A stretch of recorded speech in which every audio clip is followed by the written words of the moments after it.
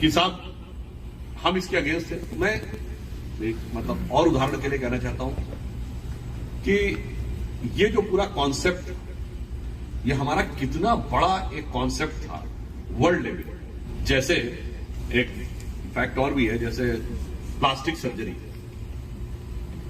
तो सन 1784 में लंदन से एक मैगजीन निकलती है द जेंटलमैन, उसमें 2 डॉक्टर्स हैं, एक का नाम है टॉमस क्रूजो और एक जेम्स पेंडली।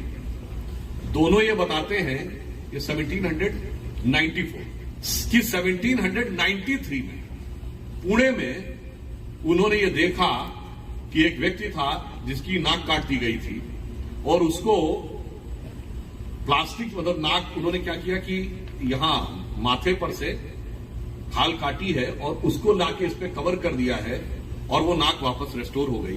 और ये करने वाले कौन है? कुम्हार है, जो आज की डेट में today they are come under the category of OBC. और ये छपा कहां है? 1794 में लंदन की द जेंटलमैन मैगजीन। हम में से किसी को नहीं बताया जाता है, ये तथ्य छुपा लिया जाता है।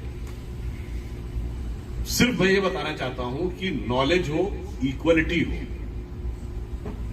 या वाइब्रेंस हो या एफिकेसी हो, जो हमारा विचार था वो इतना व्यापक था कि उसे विश्व के स्तर पर आना था और वो आवश्यक था। इसलिए जब मोदी जी की सरकार आई उससे पहले हमारी जितनी गवर्नमेंट्स थी उन सब की फॉरेन पॉलिसी किस पे बेस रहती थी?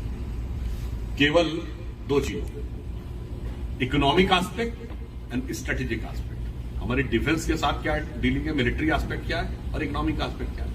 उन्होंने आने के बाद इसको चेंज किया, 2 नए ऑब्जेक्ट डाले।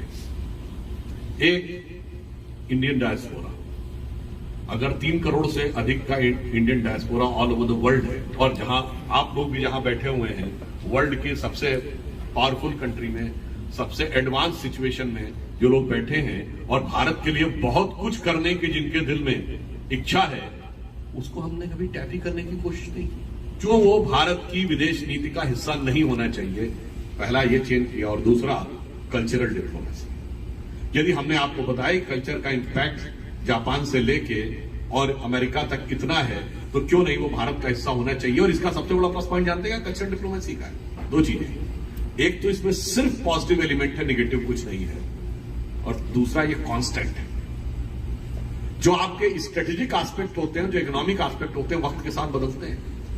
71 में अमेरिका ने 7th फ्लीट हमारे खिलाफ भेजा था, आप लोगों को ध्यान हो। 62 में चाइना के खिलाफ भेजा था, कैनेडी के जमाने में। तो 9 साल के अंदर किसी देश के साथ डिप्लोमेटिक संबंध इतने बदल सकते हैं कि हमारे पक्ष में वही जो 7th फ्लीट भेजा गया था 62 में, वो 71 में हमारे खिलाफ भेज दिया गया। तो diplomacy and strategy depends upon the situation and every country has to modify and improvise its situation, but the cultural contact remains consistent, strong, vibrant.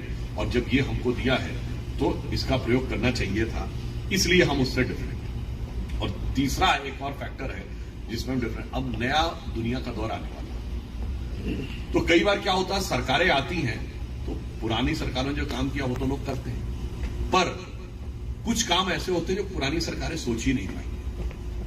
कुछ काम ऐसे होते हैं जो सोचा पर कर नहीं पाई। आप कहेंगे जैसे जैसे जीएसटी सोचा होगा, हिम्मत नहीं कर पाए। मान लीजिए हम ये भी मान लें, जैसे वो लोग दावा करते हैं ना कि सर्जिकल स्ट्राइक, सोचा होगा, हिम्मत नहीं कर पाए। और कुछ ऐसा होता है जो आप सोच ही नहीं पाए। जैसे अगर भारत को आगे बढ़ना था तो पावर रिक्वायरमेंट जरूरी है, इलेक्ट्रिसिटी। अब कोल की आजकल क्राइसिस है तो बहुत सारी चीजें आती, तो हमारे पास ऑल्टरनेटिव सोर्स कहां से आएगा? अगर 12 महीने में 11 महीने हमारे यहाँ सूरज बहुत अच्छे ढंग से चमकता है, तो सोलर एनर्जी पे हमें क्यों नहीं फोकस करना चाहिए? हमारी गवर्नमेंट ने आके उसको फोकस किया हो तो एक चीज है, 2030 तक 230 गीगावाट का टारगेट है, वो तो अलग चीज है। ये तो हो सकता है कोई सरकार सोच भी लेती, और एक इंटरनेशनल सोलर अलायंस बनेगा और उसका केंद्र भारत में बनेगा, that India will become the leader of solar power. ये किसी ने नहीं। हर्बल मेडिसिन की बात आज सब करते हैं, सिर्फ 50 साल पहले लोग कहते थे क्या जड़ी बूटी खाने की बात करते हैं, इससे कोई इलाज सही होता है? नीम हकीम खतरा है जान, घास पत्ती खा के कोई इलाज होता है? अरे क्रोसिन, टेरामाइसिन, मेटासिन, नहीं, ये सब दवाएं लोग अब कहते हैं नहीं, go back to herbal medicine. अब हर्बल मेडिसिन पे तो सोचता है किसी सरकार ने सोचा हो, पर WHO में ट्रेडिशनल मेडिसिन का एक सेंटर बनेगा और उसका केंद्र भारत में बनेगा, ये सोच मोदी जी से पहले किसी की नहीं। अब पिछले बजट में हाइड्रोजन एनर्जी के लिए 1000 करोड़ का प्रावधान किया गया है, यानी पहले से देख लेना कि कौन सी टेक्नोलॉजी इमर्ज करने वाली है, तो हमें अपनी एनर्जी नीड्स के लिए क्या करना होगा, वह कोई दूसरा नहीं कर पाया। और तीसरा, योगा। राम मंदिर तो सोचा, जय श्री राम। मगर राम मंदिर के साथ साथ काशी विश्वनाथ भी उठ के खड़े हो जाएंगे, ये किसी ने नहीं।